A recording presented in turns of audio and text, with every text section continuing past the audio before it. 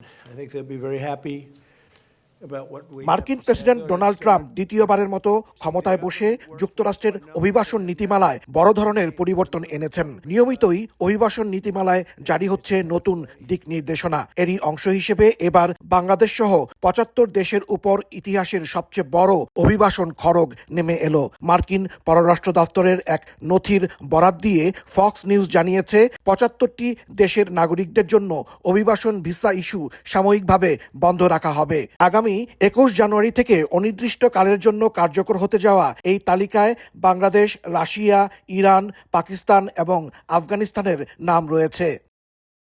মার্কিন পররাষ্ট্র দপ্তরের এক মুখপাত্র বার্তা সংস্থা রয়টার্সকে ভিসা প্রক্রিয়া স্থগিত করতে যাওয়ার বিষয়টি নিশ্চিত করেছেন।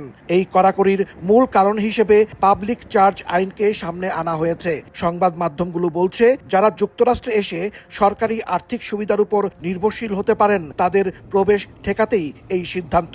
আবেদনকারীর বয়স, স্বাস্থ্যগত অবস্থা, ইংরেজি ভাষা দক্ষতা এবং আর্থিক সক্ষমতা এখন আগের চেয়ে অনেক বেশি গভীরভাবে পর্যবেক্ষণ করা হবে। সম্প্রতি যুক্তরাষ্ট্রের মিনেসোটায় বড় ধরনের জালিয়াতি কেলেঙ্কারির পর সোমালিয়া বিশেষ নজরদারিতে এসেছে বলে জানিয়েছে ফক্স নিউজ। সেখানে করদাতাদের অর্থে পরিচালিত সুবিধা কর্মসূচিতে ব্যাপক অপব্যবহার উদ্ঘাটন করা হয়। এই জালিয়াতি চক্র ধরা পড়ার পরেই কিছু দেশের ভিসা স্থগিতের প্রক্রিয়াটি আরও ত্বরান্বিত করা হয়েছে।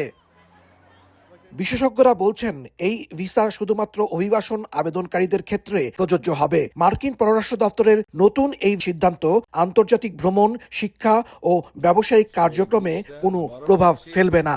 আমেরিকাতে ইমিগ্রেন্ট ভিসা প্রসেসিং স্থগিত হচ্ছে জানুয়ারি 21, 2026 থেকে। এখানে লক্ষ লক্ষ লোক যারা আমেরিকায় এসে পাবলিক বেনিফিট নিয়েছে, ওইগুলা তারা ভেটিং করার আগ পর্যন্ত অনির্দিষ্টকালের জন্য স্থগিত করে দিয়েছে। যারা অনেক দিন যাবত বছরের পর বছর আমেরিকা আসার অপেক্ষা করছেন, তাদের জন্য এটা অত্যন্ত দুঃখজনক। এর আগেও ট্রাম্প প্রশাসন 2019 সালে পাবলিক চার্জ নীতিমালা কঠোর করেছিল, কিন্তু পরবর্তীতে বাইডেন প্রশাসন তা কিছুটা শিথিল করে।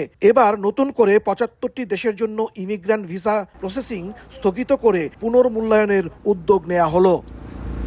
যুক্তরাষ্ট্রের এই নতুন নীতি ট্যুরিস্ট ও বিজনেস অর্থাৎ B1, B2 ভিসা ও স্টুডেন্ট ভিসার ক্ষেত্রে প্রযোজ্য হবে না। ইমিগ্রেশন ভিসার উপর স্থগিতাদেশের ফলে চলতি বছর 2026 সালে বৈধভাবে যুক্তরাষ্ট্রে 3 লাখেরও বেশি অভিবাসী আসতে পারবেন না, যা যুক্তরাষ্ট্রের মোট অভিবাসন ভিসার প্রায় অর্ধেক।